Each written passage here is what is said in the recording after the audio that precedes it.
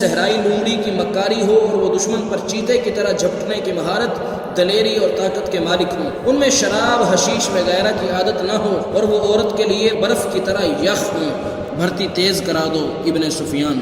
اور یاد رکھو میں ہجوم کا قائل نہیں، مجھے لڑنے والوں کی ضرورت ہے، خواہ تعداد تھوڑی ہو، ان میں قومی جذبہ ہو اور میرے عزم کو سمجھتے ہوں، کسی کے دل میں یہ شبہ نہ ہو کہ اسے کیوں لڑایا جا رہا ہے۔ اگلے 10 دنوں میں ہزارہ تربیت یافتہ سپاہی امارات مصر کی فوج میں آ گئے، اور ان 10 دنوں میں ناجی نے زکوئی کو ٹریننگ دے دی کہ وہ سلطان صلاح الدین ایوبی کو کون سے طریقے سے اپنے حسن کے جال میں پھانس کر اس کی شخصیت اور اس کے کردار کو کمزور کر سکتی ہے۔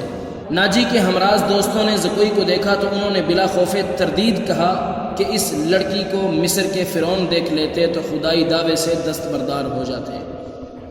ناجی کا جاسوسی کا اپنا نظام تھا، وہ معلوم کر چکا تھا کہ علی بن سفیان صلاح الدین ایوبی کا خصوصی مشیر ہے، اور عرب کا معنی ہوا سراغ رساں ہے۔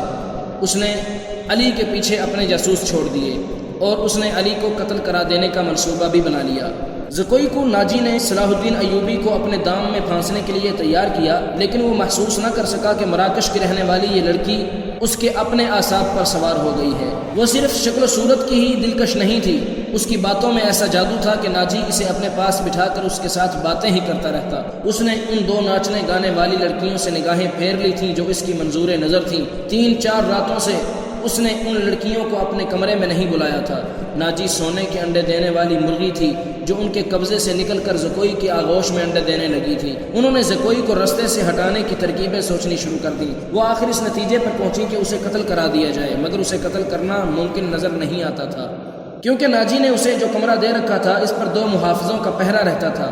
اس کے علاوہ یہ دونوں لڑکیاں اس مکان سے بلا اجازت باہر نہیں جا سکتی تھیں جو ناجی نے انہیں دے رکھا تھا۔ انہوں نے حرم کی خادمہ عورتوں میں سے ایک کو اعتماد میں لینا شروع کر دیا، وہ اس کے ہاتھوں زکوئی کو زہر دینا چاہتی تھی۔ علی بن سفیان نے صلاح الدین ایوبی کا محافظ دستہ بدل دیا۔ یہ سب امیر مصر وائسرائے کے پرانے باڈی گارڈز تھے۔ ان کی جگہ اس نے ان سپاہیوں میں سے باڈی گارڈز کا دستہ تیار کیا جو نئی بھرتی میں سے آئے تھے۔ یہ جاں بازوں کا منتخب دستہ تھا جو سپاہ گری میں بھی طاق تھا، اور جذبے کے لحاظ سے اس کا ہر سپاہی مرد حر تھا۔ ناجی کو یہ تبدیلی بالکل پسند نہ تھی، لیکن اس نے سلطان صلاح الدین ایوبی کے سامنے اس تبدیلی کی بے حد تعریف کی اور اس کے ساتھ ہی درخواست کی کہ صلاح الدین ایوبی اس کی دعوت قبول کر لے۔ ایوبی نے اسے جواب دیا کہ وہ 1-8 دن میں اسے بتائے گا کہ وہ کب دعوت قبول کر سکے گا۔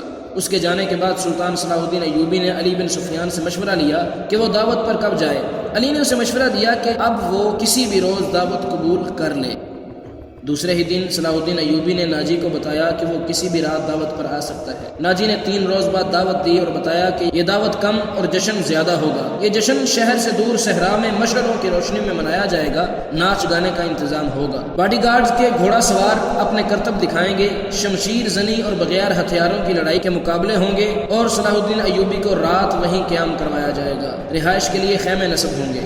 صلاح الدین ایوبی پروگرام کی تفصیل سنتا رہا، اس نے ناچ گانے پر بھی اعتراض نہ کیا۔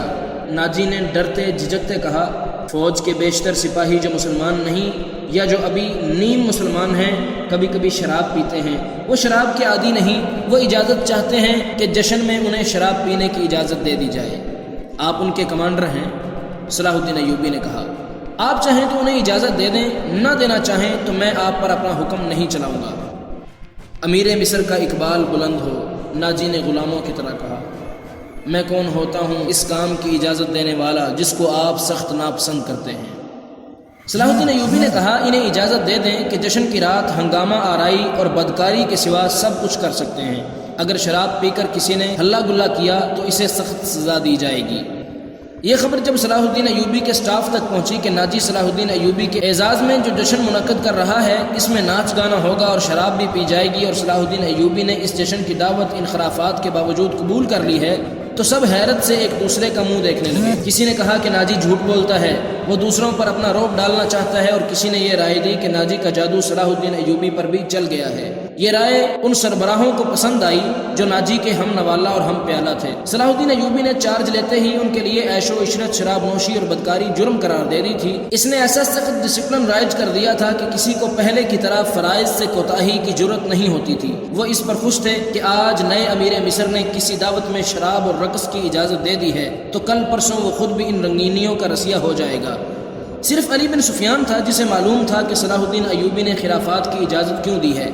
جشن کی شام آ گئی، ایک تو چاندنی رات تھی، صحرا کی چاندنی اتنی شفاف ہوتی ہے کہ ریت کے ذرے بھی نظر آ جاتے ہیں، دوسرے ہزار مشنوں نے وہاں صحرا کی رات کو دن بنا دیا تھا۔ باڈی گارڈز کا ہجوم تھا جو ایک وسیع میدان کے گرد دیواروں کی طرح کھڑا تھا۔ ایک طرف سلطان صلاح الدین ایوبی کے بیٹھنے کے لیے جو مسند رکھی گئی تھی وہ کسی بڑے بادشاہ کا تخت معلوم ہوتی تھی، اس کے دائیں بائیں بڑے رتبوں کے مہمانوں کی نشستیں تھیں۔ اس وسیع و عریض تماشا گاہ سے تھوڑی دور مہمانوں کے لیے نہایت خوبصورت خیمے نصب تھے۔ ان سے ہٹ کر ایک بڑا خیمہ صلاح الدین ایوبی کے لیے نصب کیا گیا تھا جہاں اسے رات بسر کرنی تھی۔ علی بن سفیان نے سورج غروب ہونے سے پہلے وہاں جا کر اس خیمے کے ارد گرد محافظ کھڑے کر دیے تھے۔ جب علی بن سفیان وہاں محافظ کھڑے کر رہا تھا، ناجی زکوئی کو آخری ہدایت دے رہا تھا۔ اس شام زکوئی کا حسن کچھ زیادہ ہی نکھر آیا تھا۔ اس کے جسم سے ایسے عطر کی بھینی بھینی بو اٹھ رہی تھی جس میں سحر کا سا تاثر تھا۔ اس نے بال اریاں کندھوں پر پھیلا دیے تھے، سفید کندھوں پر سیاہی مائل بھورے بال زاہدوں کی نظروں کو گرفتار کرتے تھے۔